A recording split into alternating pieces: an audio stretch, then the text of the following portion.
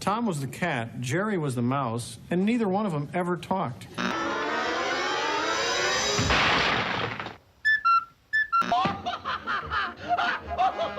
What I'm trying to say in this cartoon is that violence is everywhere in our society. You know, it's like even in breakfast cereals, man. This thing rules. This thing rules. Oh, hey, what's up?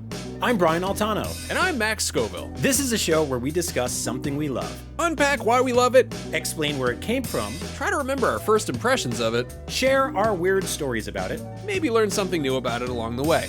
but first and foremost, we're here to celebrate the fact that this thing rules. If I hit you over the head with like some large heavy thing, what shape would you take, do you think?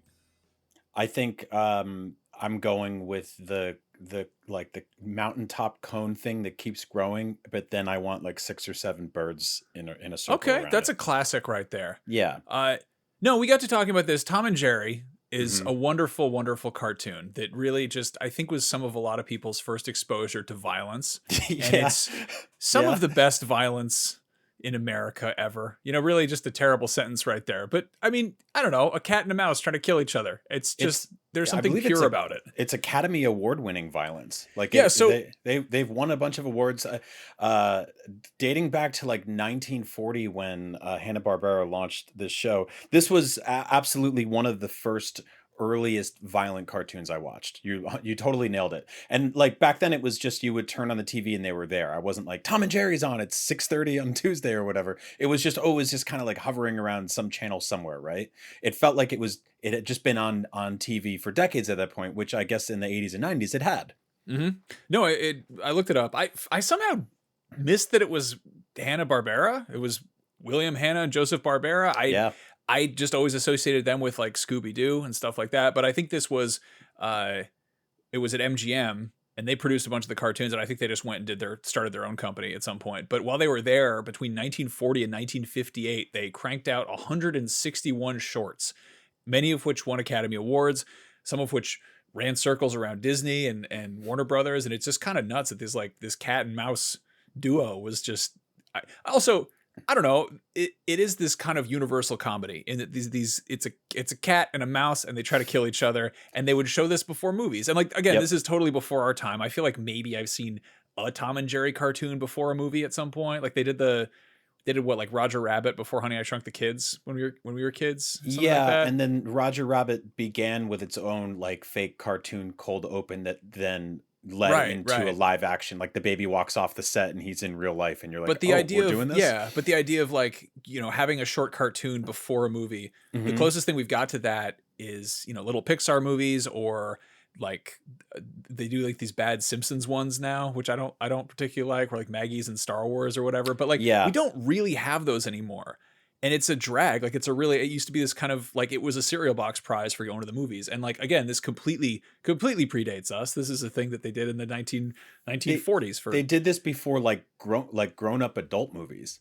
Like, yeah, and grown-ups liked it. Grown-ups were like, the cat and the mouse are trying to kill each other. And like, because of that, I think there was a certain amount of mature storytelling or mature themes in there, I guess. Yeah. Like imagine like if you and your wife bought tickets to see like The Brutalist and you get there and there's like a cat and a mouse and they're trying to kill each other in a bakery for some I would reason. love nothing more. Wouldn't that be so great? Good. Yeah. They should show that every hour of that. Any movie that's longer than an hour and a half, they should show a Tom and Jerry cartoon for like 6 or 7 minutes. Let people get up and pee, get popcorn and stuff like that. Watch the animals kill each other. And then come back, you get a little more Brutalist. That couldn't be more brutal. So I dug into this. I had it in my head. I was kind of thinking, what's the deal with Tom and Jerry, without doing any research. And I thought maybe for a second that there was a pun there where it's Tom Injury, but it's that was not the case. He wasn't even originally called Tom. He was originally called Jasper in the first cartoon. Right. Yeah, they called him Tom because he's a tomcat. Right. And then Jerry is not a type of mouse or anything. He's just there's no mouse. Jerry. There's no Jerry mouse. Yeah, there are geriatric mice, which is I don't know how old mice get, but it's probably like 3. I don't think very old. Yeah, because cats are always eating them. I dug into this, and apparently Tom and Jerry was a slang term from like the 1820s. and it would just kind of refer to like, you know, little like rapscallions, like troublemakers. Like it Oh, was like two little troublemakers would come around the bend or whatever. You'd be like, get those Tom and Jerry's out of my no, I store. think if, you know, it's like, where's your husband? Oh, he's off with Tom and Jerry or something like that. But it also could be a verb, Okay. which meant to behave in a way that was typical of young men of the Regency period, including drinking, gambling, and riotous behavior, Okay. which is pretty on brand. I kind of, you know, it checks out, just roughhousing, just causing a ruckus. If I was like, hey, you wanna hang out, Tom and Jerry, a couple of flasks of 151 under the bridge, and maybe go steal a TV. Yeah, I'm Right. into it. I love it. It's a good afternoon. Completely wild about that. The even more confusing part is apparently the name was drawn out of a hat. Like they just took a bunch of names, they threw it in there, and no one particularly liked Tom and Jerry, but they were like, it's easy to remember. He's a tomcat, whatever. I don't know why Jasper didn't take off, but that's, yeah, Jasper and Jerry doesn't work. Jasper and Jerry sounds like a drink. A thing that's important to know about Tom and Jerry is that outside of having adult grown-up man names, they occasionally will get really excited and yell in human adult man voices. That's one of And my favorite things. it's- It's like it's- up there with when yeah. Wile E. Coyote talks. I just It's think really weird because they are constantly just like they're not necessarily like meowing or making mouse noises or whatever. They're just kind of, it's just a lot of like, you know, cartoon calamity sounds and the stuff it's smacking into walls and frying pans and such. But then every now and then Tom will get hurt so bad that he'll be like, yeah, ouch, or something like that. I And you're like, really didn't know love he would that. do that. I wonder, I think it's because of the recording technology at the time, Yeah. but there's something just very harsh and raw about it. But it also just sounds like the voice of a man who probably smokes a few packs a day. Yep. And it's just coming out of a colorful cartoon animal. There's something, it's this, you know, it's the same with when like Bugs Bunny yells. It's just that Mel Blanc sound to it. But yeah, I think Tom was originally voiced by, it's one of the Hanna-Barbera, I forget which one, but yeah, it doesn't do that. It doesn't do it that often. Sometimes he sings, but they just put random music to it. So Yeah. it's like an AMV. He's just sort of like, they'll just be like, what's a popular Louis Armstrong song we could have you singing? And it's just, that They'll was just the thing play, they did. Yeah. yeah, they'll play like a vinyl record out of his mouth, and you'll hear like the pops and hisses and shit in it. It's, I mean, even watching the old cartoons, like I noticed that there are times where there's just like a hair, like literally like a hair, just on, it's like on the plate for like a whole scene, and you'll see it wiggle a little bit, and you're like, somebody just dropped like somebody's hair fell off their head on this animation table on this desk. They were just like, yeah, fuck it, ship it. And- yeah, just- they're- it's in there. Who It's cares? all analog. But- You ever seen the cowboy one? Yes, The yes. cowboy one is one. Okay, so Texas Tom is one of the funniest fucking Tom and Jerry cartoons. Is one where it just opens and he's trying to he's trying to fuck this cat. There's this is the white cat, the sexy white cat. Who's fun fact, the canonical name for that cat is Toodles Galore. So he's trying to impress Toodles Galore. They're all wearing Western attire, and it's weird because it's one of those ones that starts and like I think he's got like Jerry in his pocket, like he's basically like he's holding him captive. He's using him as a tool, and he walks up to this girl and he's playing the guitar. He's wearing like cowboy boots and chaps, assless chaps and stuff because he's an animal or whatever. Comes up and he's trying to impress her, and he's playing the guitar, and then he pulls out like a pack of like tobacco and he squeezes it and it like arcs up and he like pulls out like a rolling paper and catches it, and then he whips out Jerry and he squeezes him, and Jerry sticks his tongue out and he uses Jerry's tongue to lick the cigarette, and he puts Jerry back in his pocket. I think he's got Jerry on a string or something, which is just warped in its own way. And he throws the cigarette in the air, or he puts it in his mouth, I forget. And he pulls out a gun and he shoots the cigarette to light it. And then he just houses the entire thing. He like just sucks it down. So it's just like entirely ash, and then just like blows smoke all over this woman's face. And it's just so much happening right out the gate. Like you're just like, wow. And then of course it devolves into like Jerry, you know, hitting him with a branding iron, and he goes in he fights a bull. Apparently that cartoon inspired Jackass Part 2. The part where Johnny Knoxville goes in the bull ring. Like there's some interview with Johnny Knoxville where he's just like, yeah, I'm frequently inspired by cartoons, including that one. And so that's just, I think what we need to do is a bit of sort of explaining the animal dynamic that these two have in relation to other duos who are sort of like parallel to them.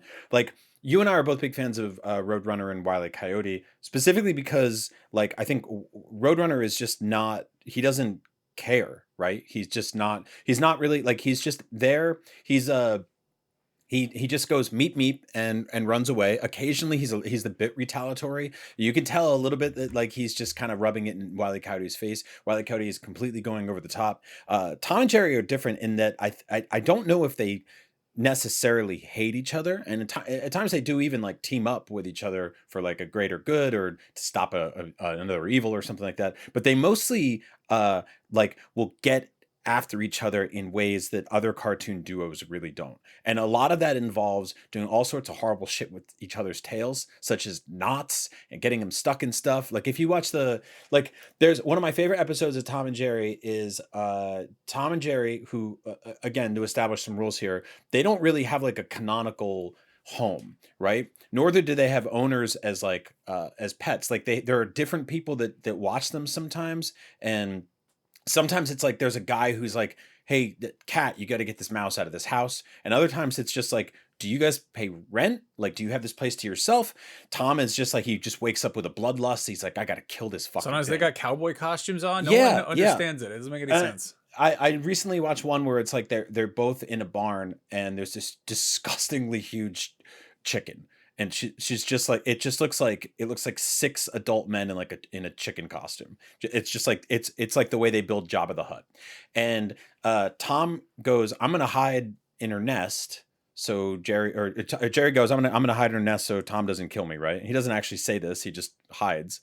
And he's down there with like 16 different eggs, and the whole cartoon is Tom is trying to figure out, how do I get under this chicken's ass and get this mouse out of here so I can tear his fucking head off. And every time he gets close, the chicken just comically just beats the ever-living piss out of him. Just plucks him to death with his face and just tears him up and all this shit like that. And it's one of those things where it's like, okay, there's enough layers in this with these two hating each other, but every now and then they'll add an extra, like a little cilantro on top, right? Where they're just like, let's put a little hot sauce on this, a little dab of this. And then it'll be like, there's a third animal here who is now either like foil to one of you, or he's on your side. Like there's this one cat that they always bring in who's just horrible looking. He's black cat. He's like a grayish cat with like this red. He looks like he has a red toupee. Oh yeah, I think that's Lightning. Okay, really? Or maybe Topsy. I looked it up. Hold on, let me look. So there's a bunch of different side cats. No, Topsy's the little one. Topsy's like a Scottish fold. Okay. Yeah, he's very clearly like, all right, Tom is a house cat. Topsy, I think, is like an alley cat. So like they're mostly alley cat. Yeah, Tom is. It's funny because you think Tomcat, and it's like a like an alley cat, like a yowling at 3 o'clock in the morning, bad cat up to no good. But there's like all these other like degenerate cats that are like even more like they're just always like tricking Tom, making him do bad stuff. They're like they make Tom look like. I don't know. They make him look kind of soft, like, which is weird because he frequently is just he brutalizes Jerry. He's doing all kinds of messed up stuff. Yep. Yeah. The cat's names. There's Topsy. There's Lightning. There's Meathead, and then there's Butch. I think Butch is a cat. Mm-hmm. I didn't get pictures of all of them. I should have done. This looks like the writings of an insane person. There's the dog. There's a dog and his kid. There's the single father dog, Spike and Tyke. Yeah. You can understand why watch that guy for 7 minutes. You'll be like, I know why his wife left. Yeah, I don't like. He's a pain in the ass. It's very obvious. Yeah. There's a duck named Little Quacker. There's a canary named Cuckoo.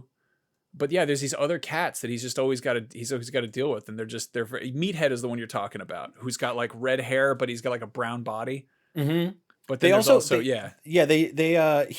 the one that shows up and will occasionally be like, let's team up and kill this mouse. But there's a lot of ones where like Tom and that guy meet up in a way that they're ready to kill Jerry, but then they decide that they shouldn't fight over him because one of them deserves him more, so then the other one deserves to die. So it's just like, not only am I going to rescue the mouse from the other cat so the cat doesn't get him, and then I'm going to kill that other cat so I can get him to myself. And like there's this whole one where like the two of them they've pinned Jerry down on a tree stump, and Tom has an axe, and he draws a dotted line on Jerry in the middle so they can cut Jerry in half and split him. And then a devil version of Jerry pops up on Tom's shoulder. And I had explained this to my kid because this is not really a trope that exists in a lot of modern media. We watched a lot of shit growing up when we were kids where it was just like you had an angel and you had a devil, right? And it was just like one of them would explain to you like, this is, be good, do this, don't steal. And the other one would be like, take it, steal it, get what you want. And so but just the devil version of Jerry pops up and is like, don't share this mouse with that fucked up toilet cat out there. Get him yourself. So Tom decides to take the axe and instead of cutting Jerry in half, goes to kill the other cat with an axe. But it's like Ninja Turtle rules where like anything that's like too much of a blade never actually connects to flesh unless it's like extremely rare occasions. Like there's a couple of rare occasions where you're like, oh, one of them definitely got cut or died or whatever, right?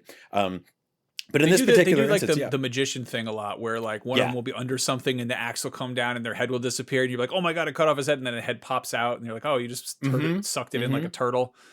Yeah, no, I had we were watching the bowling one, and I had explained to my kid that when a cat gets thrown at 10 pins like a ball, and then the bowling re-rack thing comes down or whatever it's called to reset the pins, and that it picks up the cat, it will not put it down in the shape of a pin in real life. Like we were watching it, she goes, that happens? And I was like, no, definitely not. Absolutely not. There would just be like, there would be like squashed cat all over this one lane. They would, I don't know. I feel like at a bowling alley is one of those places where that would last longer than usual. Like other places, they'd shut it down pretty quickly. At a bowling alley in probably most states, they'd be like, there's dead cat on lane 8 or whatever, bowl around it or don't go on that one. But yeah, that one particularly is just them getting their, just taking turns beating the hell out of each other with like 600 different bowling balls. And there's no real reason why they're there, right? Like it's just kind of like, oh, Tom is a cat that this week lives at a bowling alley, and Jerry is a mouse. And there's like, canonically, you always have an excuse to draw like a little half oval shaped hole in a wall and be like, a mouse lives here. And like it's hard not to root for Jerry every single time. I like with Wile E. Coyote, I think there's a patheticness that after a while I'm kind of like, you deserve this, like he goes through, it's also like Wile E. Coyote cartoons are such a series of vignettes where he will just get repeatedly injured, and then it also bring back stuff from earlier in the episode to the point where you're just like, dude, it's just fucking pathetic. Like, just get this man something to eat, please. And also he's in the desert and stuff like that. But with Tom and Jerry, I don't really have any sympathy for Tom whatsoever. I'm like, you're in a bowling alley. There's a restaurant there, like there's plenty of food. Like when in the chicken episode, I was like, just eat the fucking chicken, you idiot. But he's like, I gotta eat this bird, or I gotta eat this. The chicken keeps beating him up. Mm-hmm. No, I think there's some inherent, like, they're like Highlanders, they gotta just fight. That's what they're there to do. It's their destiny. Yeah, there can be only one.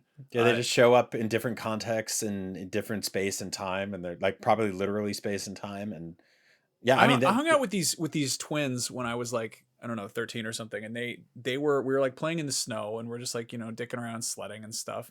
And one of them picked up a snowball and threw it at the other one.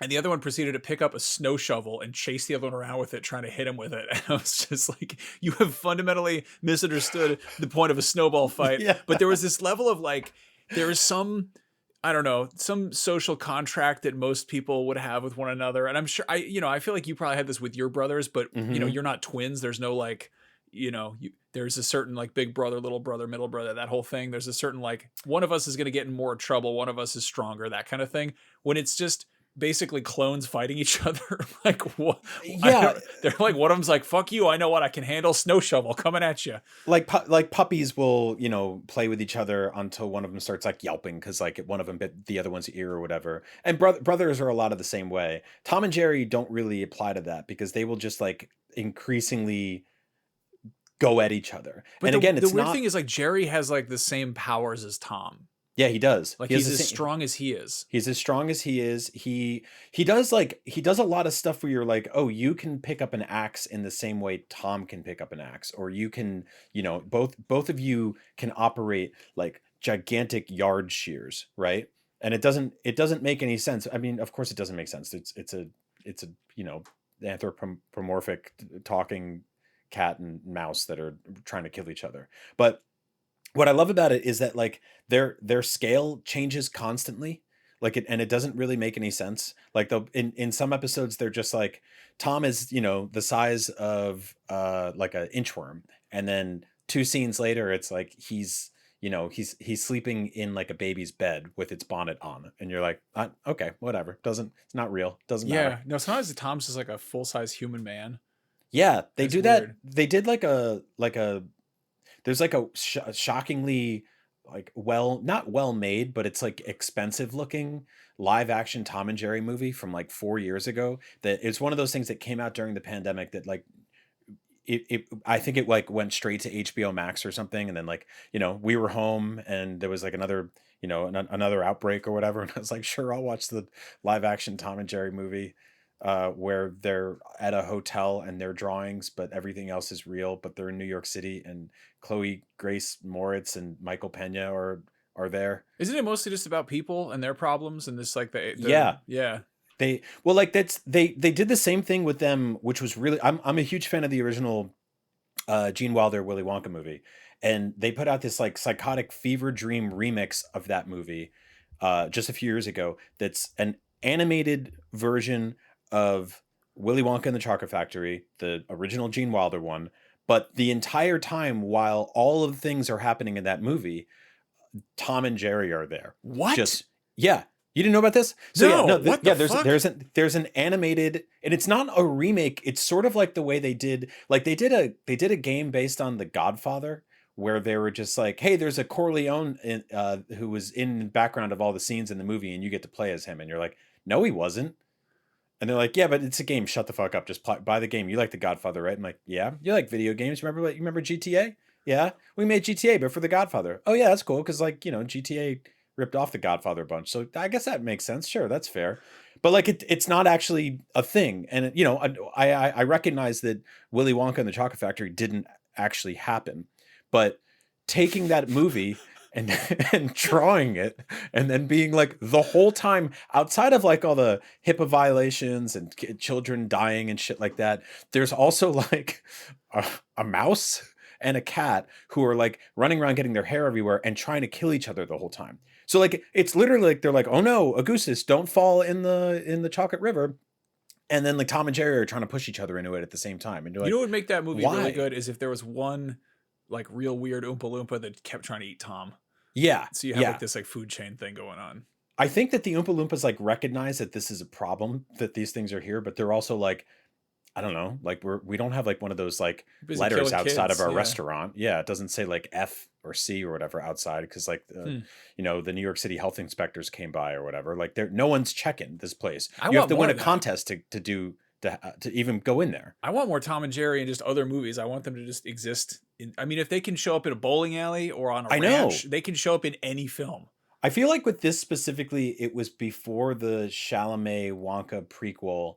And David Zaslav was like, if we don't do something with this Wonka fucker, we're going to lose the rights. So we got to put out something. And he's like, oh man, we have the same problem with Tom and Jerry.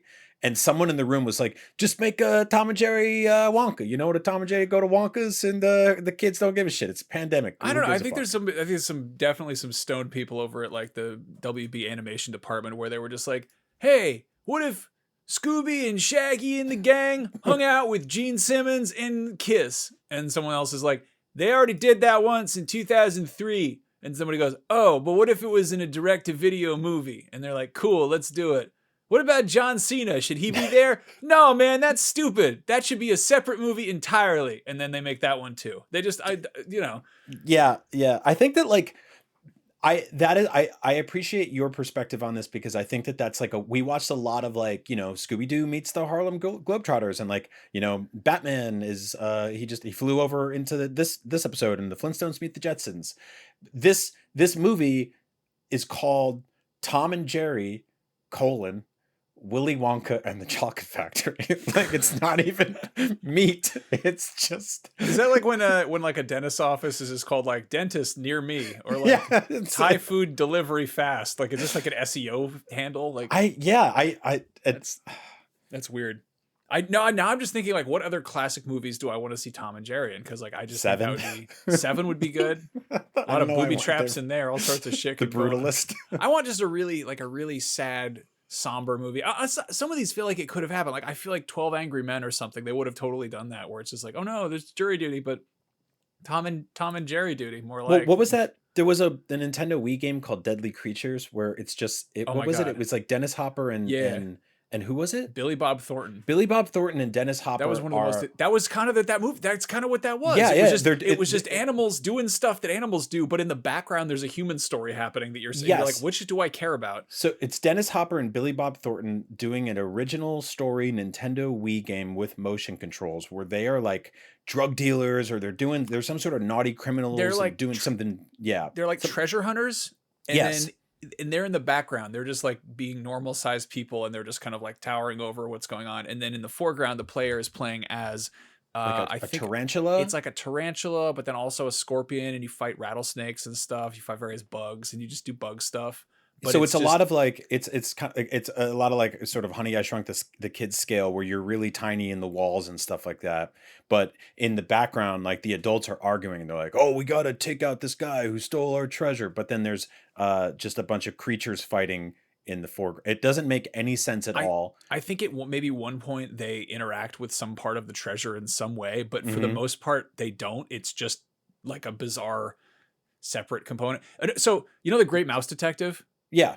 I don't do this a lot. I got really high and watched that one time. And the thing that really screwed me up was realizing that they live in Sherlock Holmes's basement, and the mice all have like human stuff going on. Like it's the same universe as I don't know if it's the same universe as the Rescuers, but the fact that mice have a society, and that society is plagued by the same problems that our human society is plagued by. Like in the opening part of like Great Mouse Detective, it like opens on like the Sherlock Holmes address or whatever, and then it pans down to like the smaller address, and then it goes in there, and it's just like a mouse who looks and acts exactly like Sherlock Holmes lives in Sherlock Holmes's basement, and also the mice have invented guns. What the fuck? It's really funny that just to like cold open on doxing Sherlock Holmes.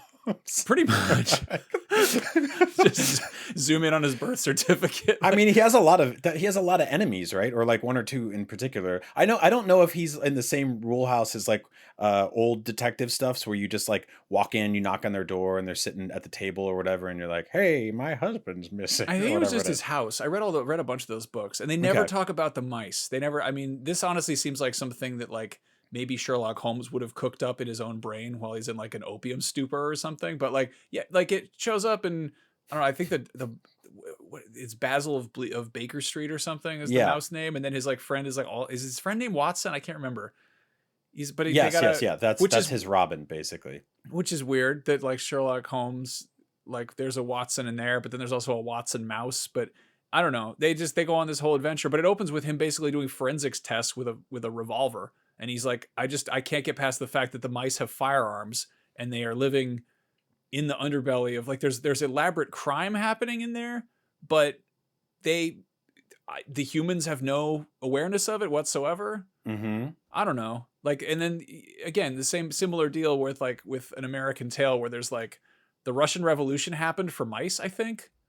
Or with like cats? Is it implied that these cats living in Sherlock Holmes, or these mice living in Sherlock Holmes's house, would have done anything that they saw any adults doing living in that house? Because like they're basically like they're copycatting whatever they see upstairs, right? Like if they lived in fucking like Buffalo Bill's hole or whatever, would they be like, it puts the lotion on, it puts it in the basket? Like would they just emulate anything that was happening? There's where I want Tom and Jerry to show up. Okay, that's a good spot. You get that little dog in there too in the mix. You get Precious, and they're just yeah.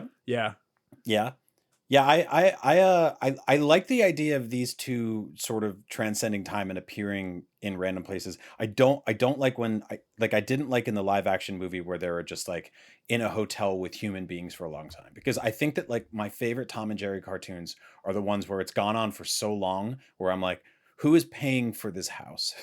Like whose bakery is this? Whose bowling alley? Like where you don't see a human person for like 7.5, 8 minutes, and you just see carnage, and like you're like, someone is going to come back to this, right? Or like, is this like, did all the people die? Like, are all the people gone? Well, But then there's sometimes almost yeah. a sort of Toy Story element to it, where it's like, is this what your pet is doing while you're away? Yeah.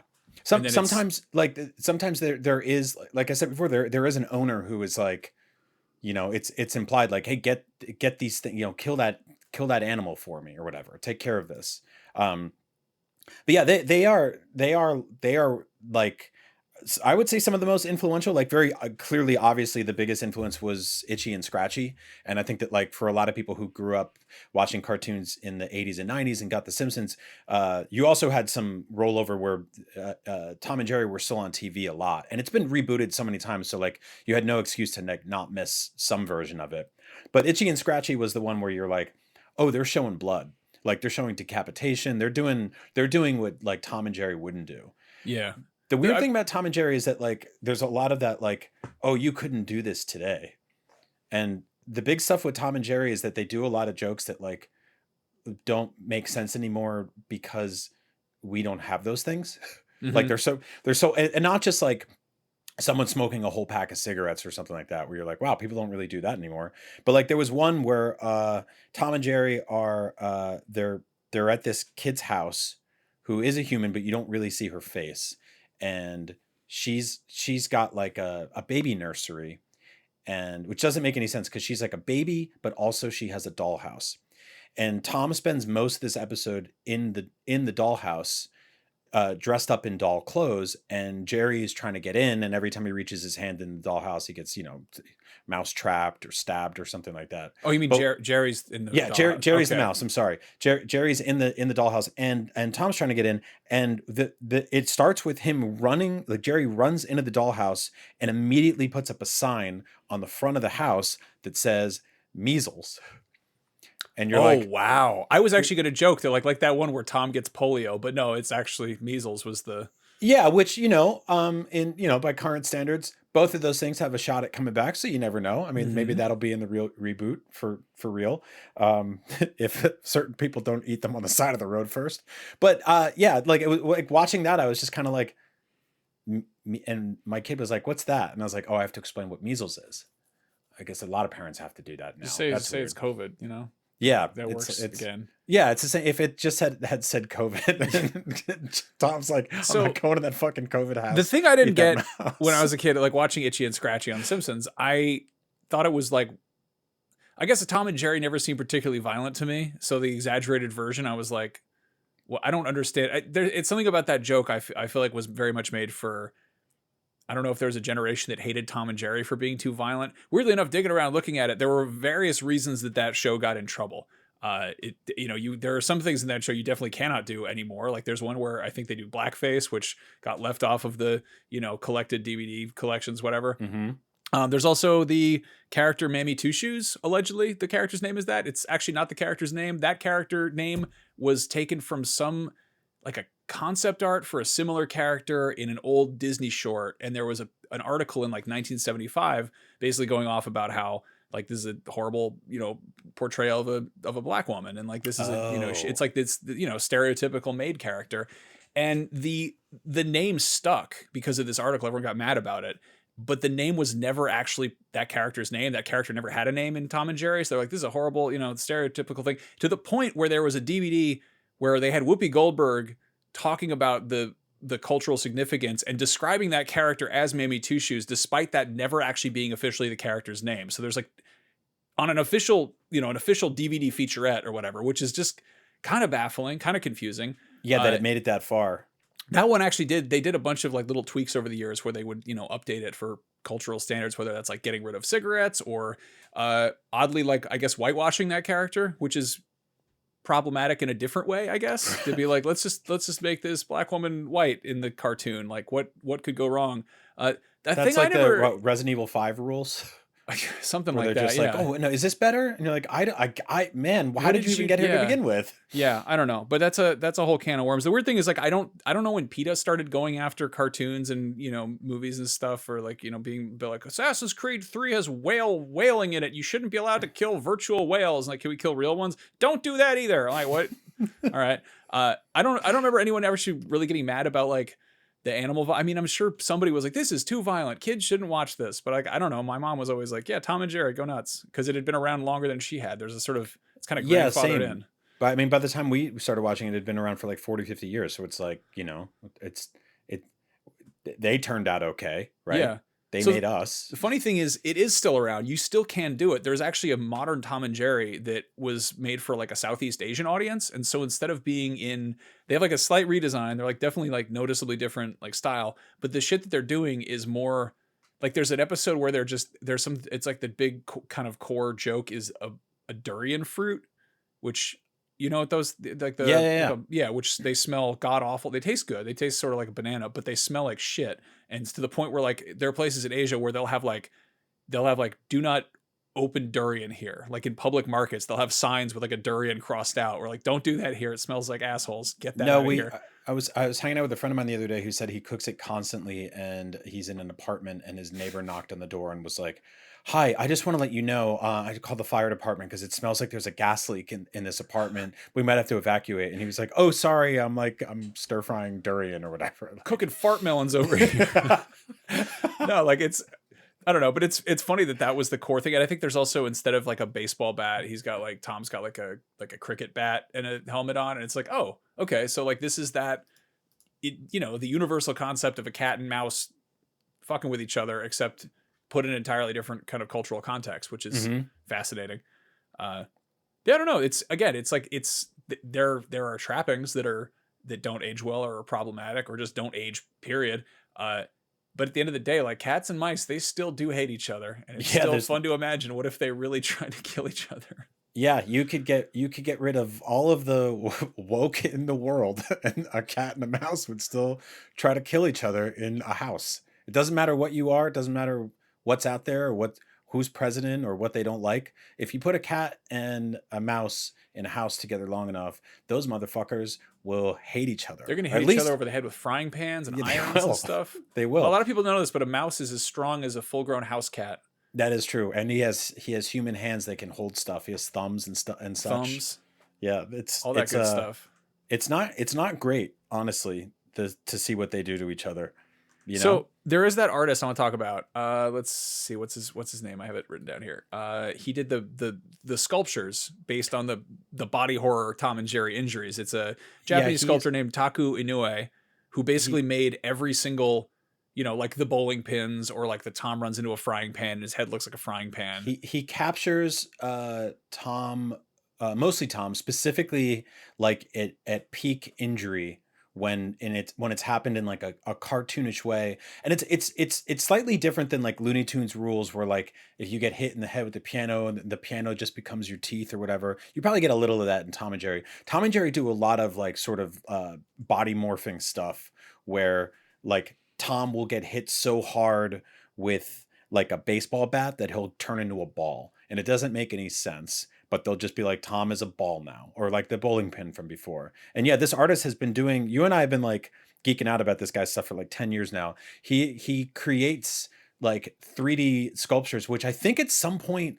I don't know if he was selling his toys or another company ripped them off and they were selling it as toys, but you could buy like figurines of like cartoonishly injured Tom. Yeah, I think Metacom licensed it or something, which is awesome. Again, it's a weird choice because the guy's sculptures are really impressive, really gorgeous, but they're also, they're fan art basically. It's fan art based on the license. Yeah, and they're authentic recreations of what the source material looks like. So it's not really like the toy line ripped him off. It's kind of like the toy line is just a toy line of that idea, which yeah, I love that. I love that body horror side of things. Like the one that I always think about is this one where Tom is trying to take a nap in the hammock, and he's in the backyard. He comes out. He's got his magazine. He's got a highball with like 2 straws in it. You're like, oh, this guy's ready to really have a nice drink. He's got 2 straws in there, and he sits down, and Jerry's on the hammock snoring like a little baby mouse or whatever. And he like spins the hammock around. Jerry goes flying, and then he lies down. He gets in there, and then Tom comes over, or Jerry comes over,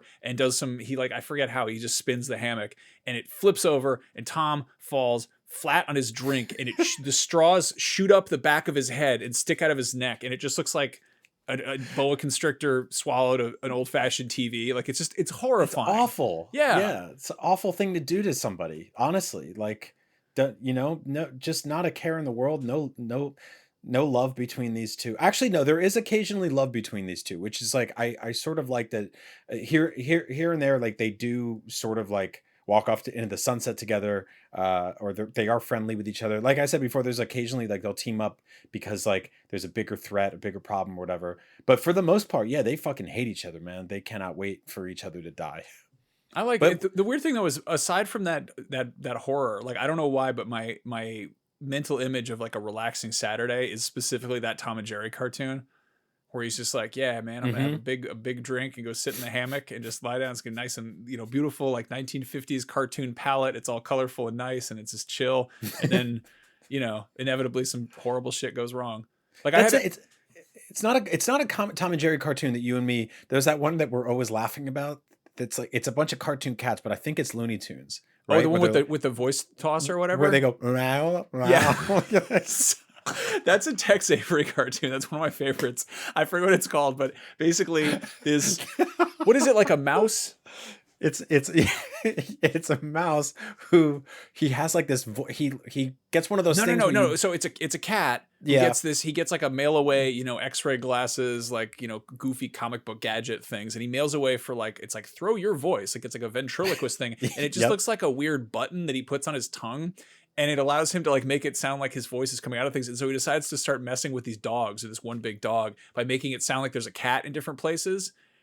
But the way the noise they use for the cat is like meow, meow. And it's just, they just keep doing it. And I'm like, why was that the cat noise you decided to go with? And it's still very funny. And they do it for like 6.5 minutes. And you and me, like, I could be having the worst day of my life. And like I could be at the base of Pompeii and you could show me that video and I would be like, you know what, this is a good way to go. Meow, meow, meow, meow. Well, that's I think a Tex Avery cartoon, which is a conversation for another day. But man, I love good old fashioned cartoon nonsense. I do too. There's something oddly peaceful about it, despite the fact that it entirely hinges on brutal violence. So yeah, go watch some Tom and Jerry before David Zaslav deletes them for tax purposes. Before he drops good shows. An anvil on them or has them exterminated or whatever. But yeah, the one place that things will not be getting deleted anytime soon is over on our Patreon. Head over to patreon.com/thisthingrules. Kick us $1 or $2. You can get the episodes early and ad-free. Not that they're really ad-full at the time, currently as is, but whatever. Otherwise, leave us a review on iTunes, Spotify, wherever you like to listen. You can follow us on all the various social media platforms. Big, huge shout out to Cozy Bear, who has been managing our kind of social media side of things. If you want to say hey to some other This Thing Rules listeners, there are dozens of you out there. Head to discord.comedybutton.com and then hop into the This Thing Rules sub Discord. It's really, we would like to have a very small corner to hide in over there. Like a little mouse hole, you would call it. There it is, little mouse hole. Little sardine can we can roll up like bed sheets. Aw. Well, Tom and Jerry rules and you rule. Thank you for listening. We'll see you next time. Meow. Meow, meow.